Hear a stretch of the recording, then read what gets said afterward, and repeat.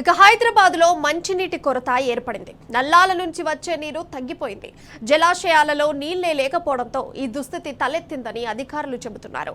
గతంలో ఎన్నడూ లేని విధంగా ఎండలు మండిపోతుండడంతో పాటు నీళ్లు కూడా అందుబాటులో లేకపోవడంతో నీటి సరఫరాను సక్రమంగా చేయలేక జలమండలి అధికారులు చేతులెత్తేస్తున్నారు. నగరంలో చాలా చోట్ల బోర్లు కూడా ఎండిపోయే పరిస్థితి వచ్చింది. ముఖ్యంగా గేటెడ్ కమ్యూనిటీల్లో నివసించే వారు ట్యాంకర్లతో నీటిని తెప్పించుకునేందుకు ప్రయత్నిస్తున్నా అవి కూడా వెనువెంటనే దొరకని పరిస్థితి నెలకొంది.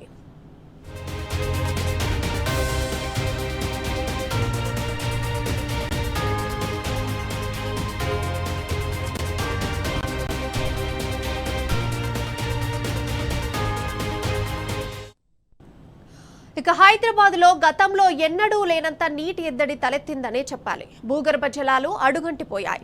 బోర్లలో నుంచి నీళ్లు కూడా రావటం లేదు. ఇక రోజు విడిచి రోజు సరఫరా అయ్యే మంచినీటిని కూడా తగినంత విడుదల చేయకపోవడంతో నగరవాసులు ఇబ్బంది పడుతున్నారు. ఇప్పుడు వర్షాకాలంలోనే ఉన్నాం, అయినా వర్షాభావ పరిస్థితుల ప్రభావంతో నీటి ఎద్దడి ఎదురవుతోంది. హైదరాబాద్ నగరానికి సరిపడా నీటిని తెచ్చేందుకు అవసరమైన మార్గాలను వెతకాల్సిన దుస్థితి దాపురించింది.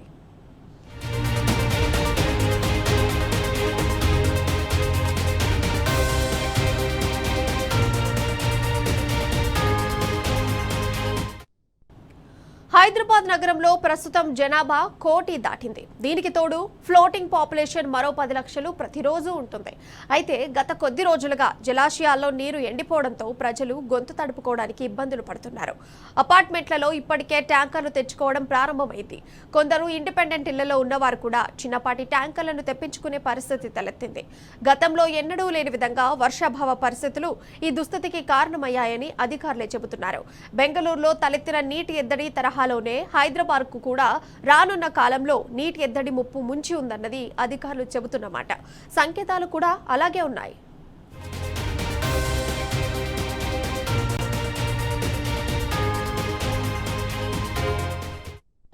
ఇక అంశానికి సంబంధించిన సమాచారం మా ప్రతినిధి కిరణ్ ఫోన్ల ద్వారా అందిస్తారు. అయితే కిరణ్ చెప్పండి, అసలు ఇంత నీటి కొరత రావడానికి అసలు కారణాలు ఏంటి, అసలు మెయిన్ రీజన్ ఏంటి? ఇప్పటికే హైదరాబాద్ లో వర్షాభావ పరిస్థితులు తీవ్రంగా వేధిస్తున్నాయి.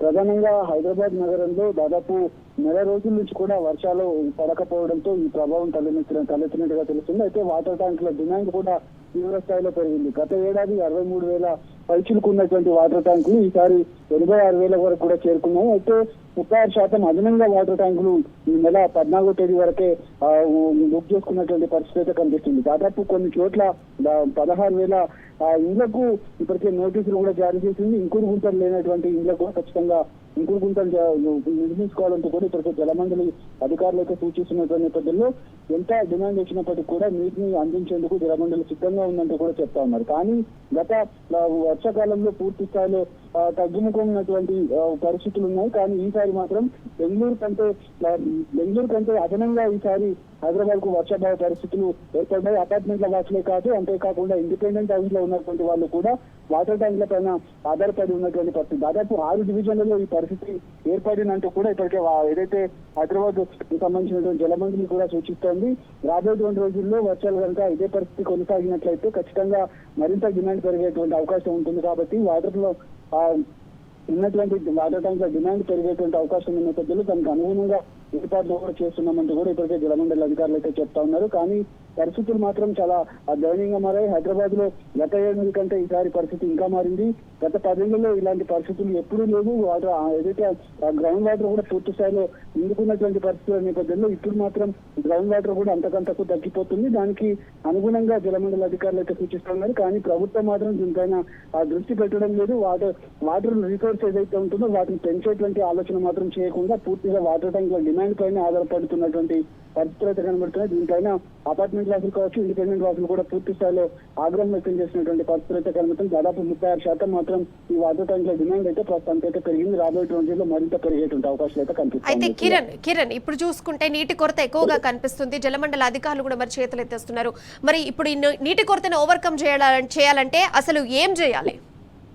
ఖచ్చితంగా, ఎందుకంటే ఎండాకాలంలో ఉన్నటువంటి పరిస్థితులు ఇప్పుడు వర్షాకాలంలో కూడా వస్తున్నాయి. కాబట్టి నీటిని ఇంకేటువంటి ప్రాంతాలు ఏవైతే ఉంటాయో అపార్ట్మెంట్ల చుట్టూ ఖచ్చితంగా నీరు వెళ్లేటువంటి ఎత్తుపల్లాలు ఉన్నటువంటి ప్రాంతాల్లో ఖచ్చితంగా ఇంకుడు గుంతలు ఏర్పాటు చేసుకోవాలి. ఏ ఇల్లు కూడా పూర్తిగా ఇప్పుడు హైదరాబాద్ లో చాలా వరకు ఇంకుడు గుంతలు లేవు. ఇష్టానుసారంగా తవ్వటం కావచ్చు, సెల్లార్లు తవ్వటం కావచ్చు, చాలా లోతుగా తవ్వినటువంటి నేపథ్యంలో కనీసం నీళ్లు వెళ్లేటువంటి పరిస్థితి లేదు. కాబట్టి ఖచ్చితంగా అపార్ట్మెంట్ ఏర్పాటు చేసుకుంటున్నప్పుడే ఈ ఇంకుడు గుంతలు అనేది ఏర్పాటు చేసుకోవాలి.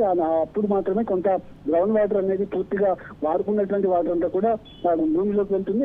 ఆ తర్వాత పూర్తి స్థాయిలో ఉన్నటువంటి ఇంకుడు గుంతలు ఏవైతే ఉన్నాయో వాటిని రిసోర్స్ చేసుకునేటువంటి అవకాశం ఉంటుంది. దానివల్ల నీటి శాతం పెరిగి కొంత వాటర్ డిమాండ్ అనేది తగ్గేటువంటి అవకాశాలు ఉంటాయి. దానికి సరిపడా నీళ్లు వచ్చేటువంటి అవకాశాలు ఉన్నట్టుగా ఇప్పటికే జలమండలి అధికారులు అయితే చెప్తా ఉన్నారు.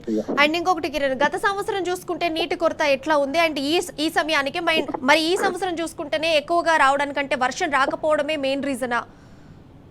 గత ఏడాది కూడా అదే పరిస్థితి ఉంది. కానీ అంత భారీ స్థాయిలో ఎందుకంటే జూన్ నెల వరకు మాత్రమే వర్షాలు పడలేదు. కానీ జూలై నెల నుంచి కూడా కొంత వర్షాలు అనేది పడింది. కానీ ఈ సంవత్సరం మాత్రం మే నెలలోనే పూర్తి స్థాయిలో మాన్సూన్ అనేది వచ్చింది. కానీ జూన్ నెలతో పాటు జూలై నెలలో కూడా వర్షాభావ పరిస్థితులు తీవ్రంగా వేధిస్తా ఉన్నాయి. కరువుతో ఇటు పల్లెలు కూడా ఇటు పూర్తి స్థాయిలో నీళ్లు లేక పంటలు కూడా ఎండిపోతున్నటువంటి సందర్భాలు కనిపిస్తున్నాయి. కానీ హైదరాబాద్ కు మంచినీటి సరఫరా అందించేటువంటి జలాశయాలు ఏవైతే ఉన్నాయో హిమాయత్ సాగర్ తో పాటు ఉస్మాన్ సాగర్ లో కూడా అడుగంటిపోతా ఉన్నాయి. ఆ నీటిని కాపాడుకునేటువంటి ప్రయత్నం అయితే చేయట్లేదు. ఇష్టానుసారంగా వాడుతున్నటువంటి నీటి నేపథ్యంలో 16,000 ఇళ్లకు ఇప్పటికే నోటీసులు జారీ చేశారు. ఇంకుడు గుంతలు కూడా ఏర్పాటు చేసుకోవాలి. ఖచ్చితంగా రాబోయేటువంటి రోజుల్లో నీటిని జాగ్రత్తగా వాడితే తప్ప నీటిని పెంచుకున్నటువంటి సామర్థ్యం ఉండదంటూ కూడా జలమండలి అధికారులు అయితే చెప్తా ఉన్నారు. Right Kiran, thank you. మొత్తంగా చూసుకుంటే నగరంలో వాటర్ ట్యాంకులకు డిమాండ్ పెరిగింది. నగరంలోని 6 డివిజన్లలో నీటి కొరత ఏర్పడింది. గతం సంవత్సరంతో కూడా చూసుకుంటే ఈ సంవత్సరం 36% అదనంగా ట్యాంకర్లను కూడా బుకింగ్ చేసుకుంటున్నారు. అండ్ అట్లాగే చూసుకుంటే 86,000కు పైగా ట్యాంకర్స్ అన్నిటికీ కూడా డిమాండ్ ఉంది. అండ్ మొత్తంగా జలమండలి అధికారులు కూడా ఈ ఇష్యూ మీద చేతులు ఎత్తేస్తున్నారు. ఇకపోతే దీన్ని ఓవర్కమ్ చేయాలంటే దాదాపుగా ఇంకుడు గుంతల్ని కూడా ఏర్పాటు చేసుకుంటే మంచిదని కూడా చెప్తున్నారు.